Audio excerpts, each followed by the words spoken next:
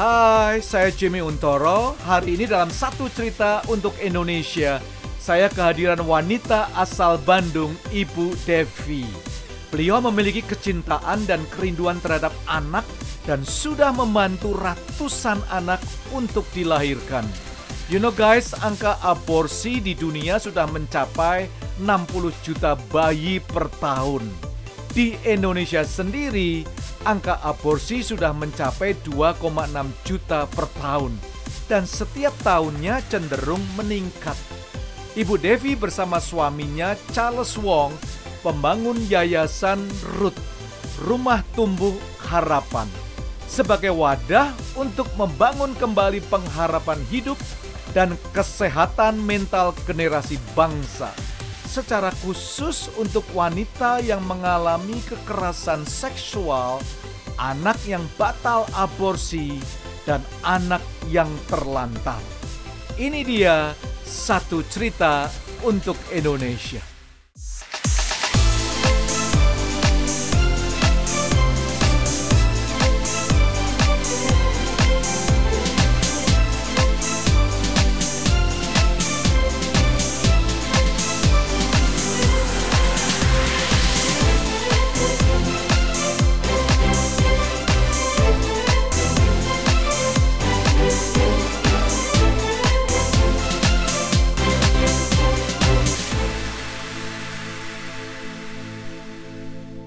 WHO mengatakan bahwa kurang lebih 40-50 juta aborsi yang ada di seluruh dunia.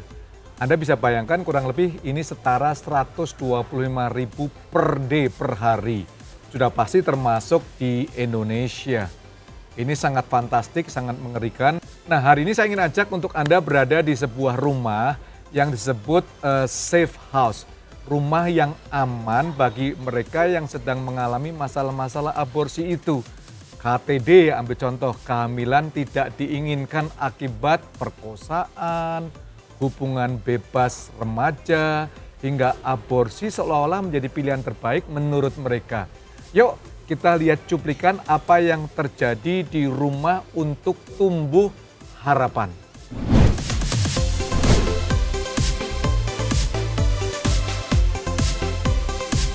Yuk, saya sudah tiba di Rumah Tumbuh Harapan. Kita akan bincang-bincang sekaligus aktivitas apa yang terjadi di Rumah Tumbuh Harapan. Let's come in. Selamat sore, ibu-ibu. Ya. Apa kabar?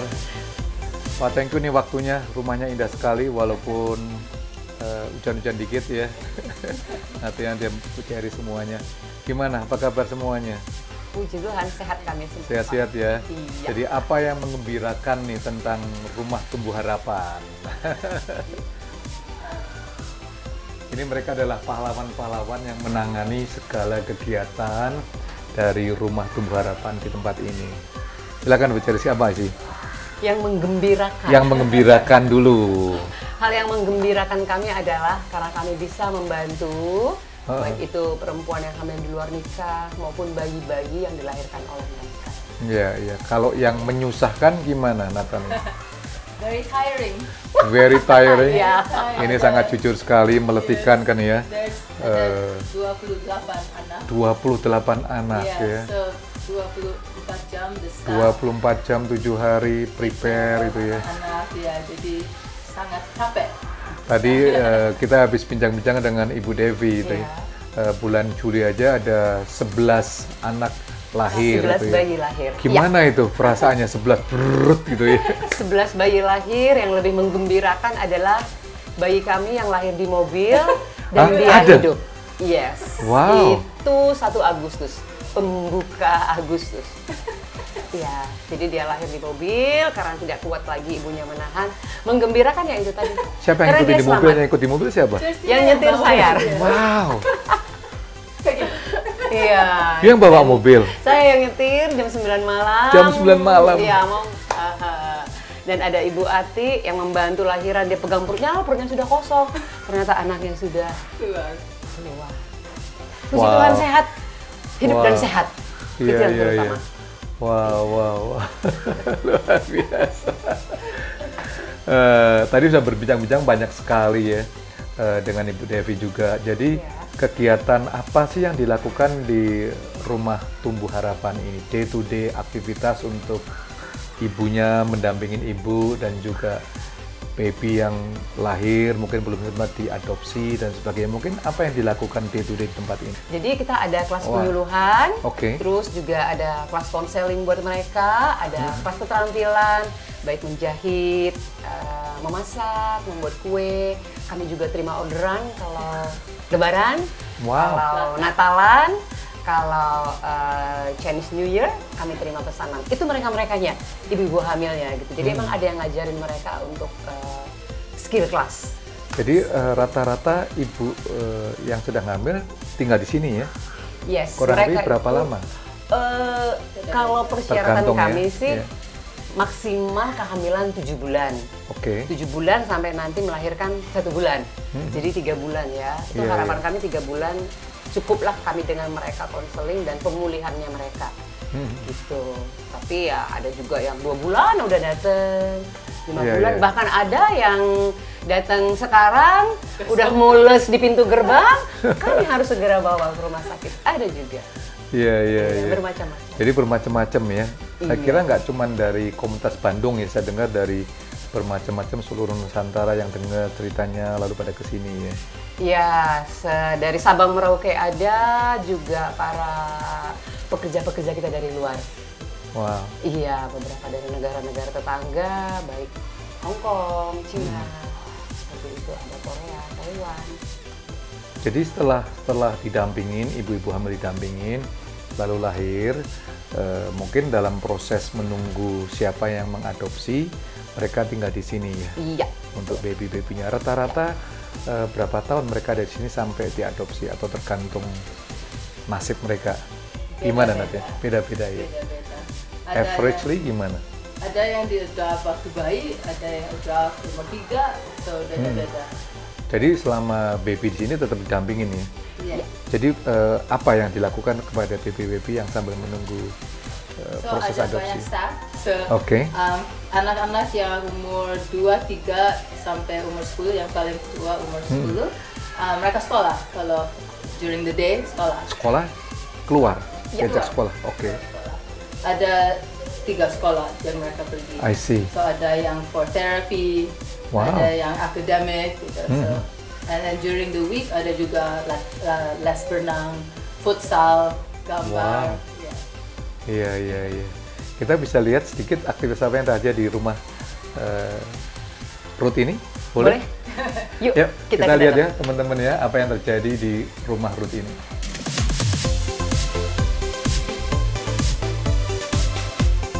Karena udah sore hari, jadi mereka sudah selesai, yang sudah melahirkan itu selesai memandikan bayinya di jam istirahatnya mereka. Nah, ada juga, jadi ini ruangan tempat kami melakukan kegiatan sehari-hari. Say hi! Ya. Ini uncle-nya nih. Siapa namanya?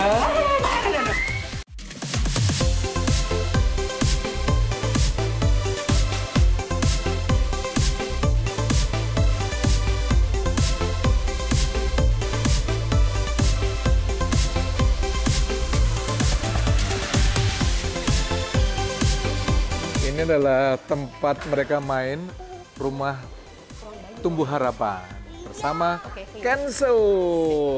Hebat.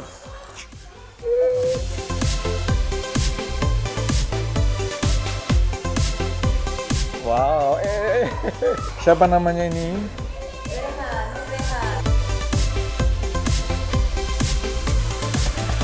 Ini tempat bayi kami, aromanya khas ya. Hai baby. Hai Altesa. Hai Altesa. Hai Alfiansi. Hai Lovita. Oh, so cute. Hai Darren. 5 bulan lalu. Iya, di Semua bulan lalu. yang lalu ya. Hai William. Ini dapat satu cerita buat Indonesia.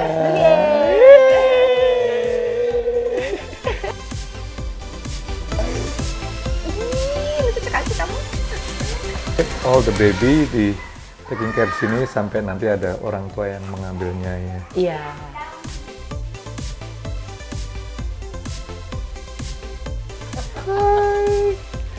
Hai Dava. Dava. Teman-teman, ini adalah baby-baby salah satu yang lahir di Rumah Tumbuh Harapan. Semuanya full of love, mereka penuh kasih satu dengan yang lain. And this is the best untuk mereka semuanya dan untuk kita semuanya. Berbuat baik, Anda akan menuai seluruh kebaikan dalam hidup Anda. Thank you so much ini Ibu Ceris, Ibu Natia, semuanya akan apa yang telah dilakukan ya. Mau ikut sama Opa? Saya merasa di rumah ini begitu banyak harapan dan yang telah ditabur dalam kehidupan anak-anak mulai sejak baby. Bahkan nanti mereka bisa tumbuh bersama keluarga-keluarga yang akan mencintai mereka semuanya. Yuk, kita akan kembali ngobrol-ngobrol sama Ibu Devi itu ya. Bu Cherry, Bu Natia, thank you so much untuk waktu yang diberikan semuanya. Biarlah semua adik-adik kita, anak-anak kita semua sudah bertumbuh dan masa depan mereka is bright.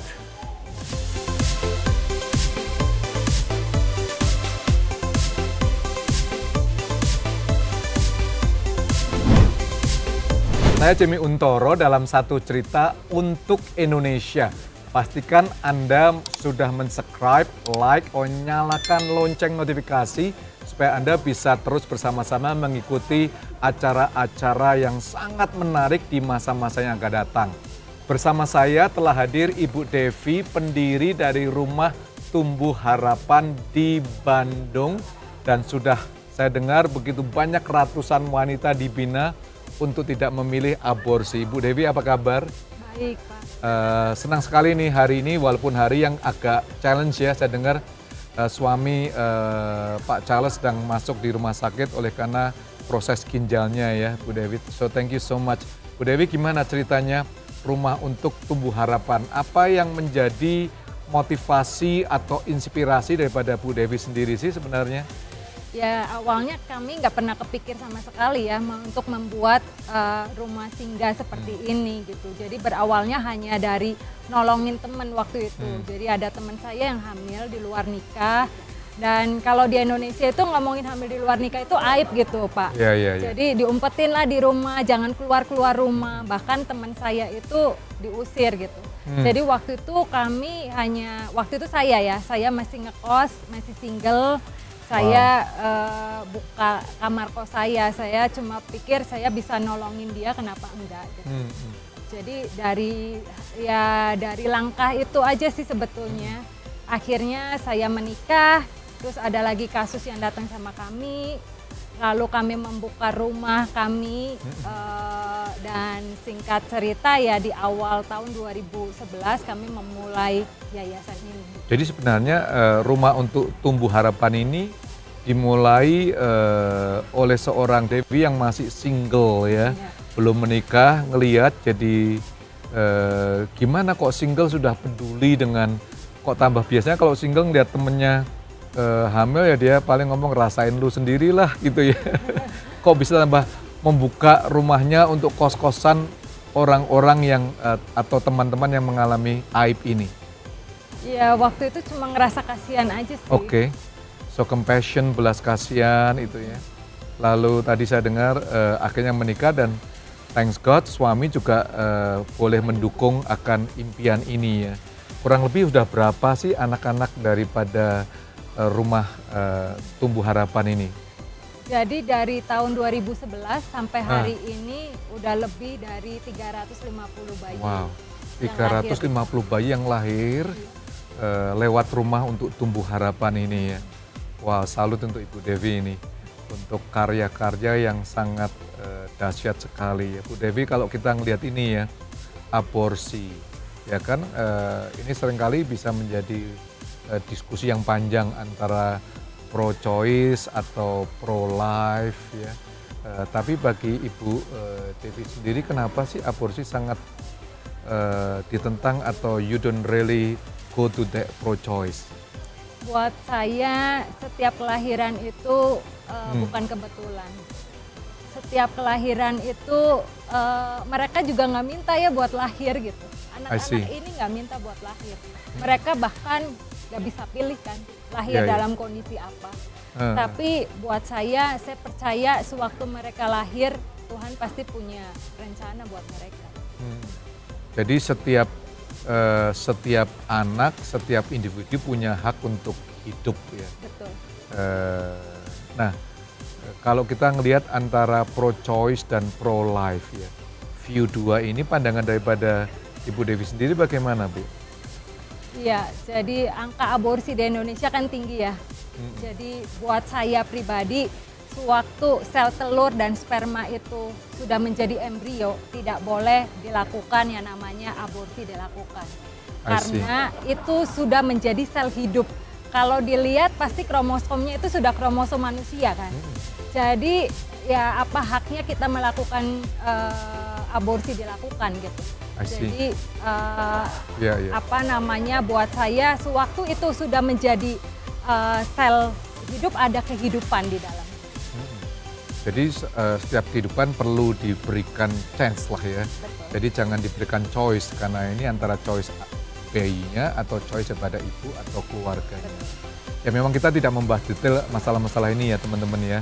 Saya cuma mau menceritakan bahwa satu cerita untuk di Indonesia ini sebenarnya memberikan kesempatan untuk setiap kita boleh memilih pilihan hidup mereka, but at the same time bagaimana pahlawan-pahlawan lokal yang melakukan hal-hal yang besar untuk masyarakat sekitarnya. Nah Bu Devi saya lihat bahwa kurang lebih sudah berapa sih dari antara bayi tadi kurang lebih 350-an, kurang lebih wanita-wanita yang dibina kurang lebih sudah berapa banyak kan Ibu? Ya kalau bicara pendampingan ya kami sebutnya pendampingan ya. Bagi wanita dengan kehamilan yang tidak direncanakan itu ya udah lebih dari 500 mungkin ya.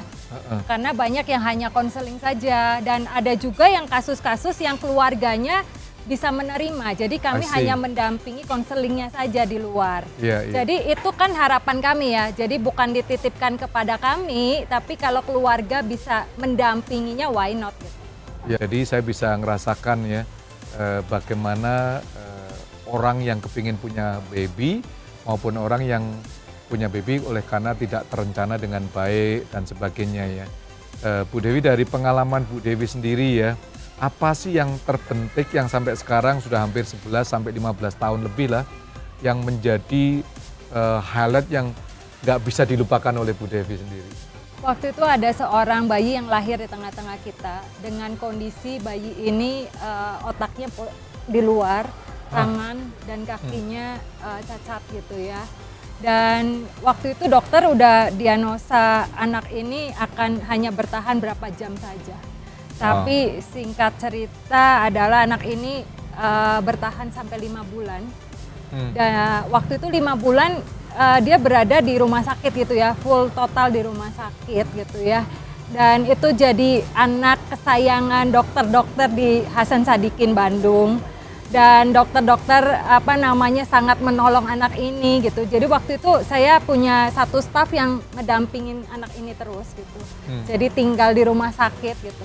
Dan dari anak ini walaupun anak ini usianya 5 bulan, tapi membuka pintu kami bisa masuk ke rumah sakit Hasan Sadikin. Jadi semua dokter akhirnya kenal kami gitu. Jadi buat saya walaupun dia lahir dengan kondisi cacat, juga dengan kondisi hanya umurnya 5 bulan, tapi ternyata ada maksud Tuhan di dalamnya. Ada tujuannya anak itu dilahirkan. Iya. Wow, speechless. Jadi Bu Devi kalau kita ngelihat bayi itu lahir kurang lebih 350-an, itu kan pasti sementara sebelum ada yang adopsi ada di rumah tumbuh harapan ini kan ya. Jadi bisa cerita nggak Bu Dewi program-program apa yang diberikan kepada bayi tersebut sampai proses nanti teradopsi? Iya, yang pertama pasti kami menjadi rumah buat mereka.